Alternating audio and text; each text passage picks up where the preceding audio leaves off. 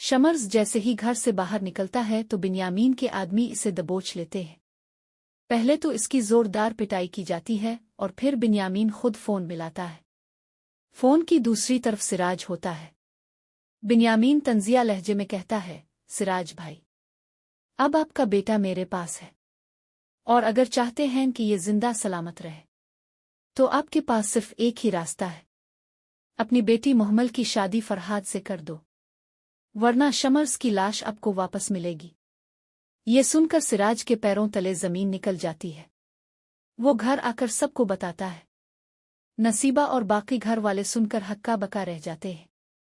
आखिरकार सब ये फैसला करते हैं कि मुहम्मल को कुर्बानी देना ही होगी। मुहम्मल दिल पर पत्थर रख कर कहती है, मैं अपनी खुशियां कुर्बान करने के लिए तैयार हूं, बस मेरा भाई जिंदा सलामत वापस आ जाए। इसी दौरान सर मंटो को ये खबर लगती है। वो भागे भागे मुहम्मल के पास आते हैं और कहते हैं, मुहम्मल, तुम ये कैसी नादानी कर रही हो? तुम जानती हो ना फरहाद कैसा इंसान है। अगर तुम्हारी शादी हजरत से होती तो मुझे कोई फिक्र ना होती, मगर फरहाद, वो तो तबाह कर देगा तुम्हें। मुहम्मल की आंखों में आंसू होते हैं।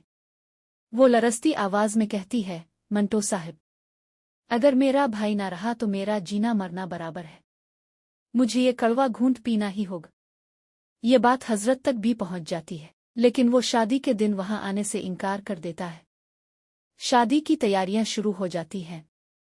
बिन्यामीन अपना वदा पूरा करते हुए शमर्स को वापस भेज देता है।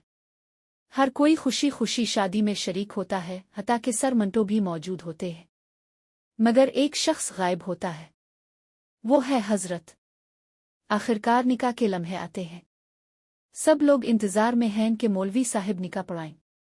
अचानक हाल के दरवाजे पर धमाके से दस्तक होती है। दरवाजा खिलता है और अंदर दाखिल होता है हजरत। इसके हाथ में गिन है। वो फरहाद की तरफ गिन तान कर चीखता है, फरहाद, तुमने मेरी जिंदगी तबाह कर दी। पहले मेरे बाप का खून किया और अब मेरी मंगेतर छीन ली। तुम्हें क्या लगा मैं बदला नहीं लूंगा? आज मैं तुम्हें बख्शोहेगा नहीं। हाल में सन्नाटा छा जाता है। सबके दिल दहुल जाते हैं और फिर एक लम्हे में गोली चलती है। फरहाद जमीन पर गिर जाता है और वहीं उसकी मौत वाकई हो जाती है। सब लोग सकते में हैं।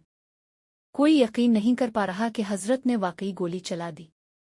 कुछ लोग दौड़ते हैं इसे पकड़ने के लिए और उधर बिन्यामीन भी तिलमिला उठता है। सवाल यह है कि अब हजरत का क्या अंजाम होगा? क्या वो बिन्यामीन के हाथों मारा जाएगा या फिर कानून के हवाले कर दिया जाएगा? कहानी का रुख यहां बदल सकता है। हो सकता है आखिरकार सर मंटो ही वो सहारा बने और मुहम्मल के साथ एक नई जिंदगी की शुरुआत करे। और दोस्तों, आपका क्या ख्याल है? क्या हजरत ने सही किया? कहानी को किसी और मोड़ पर जाना चाहिए था? अपनी राय कमेंट में जरूर बताएं। और मजीद ऐसे ड्रामाई वीडियोस देखने के लिए चैनल को सब्सक्राइब करना ना भूलें।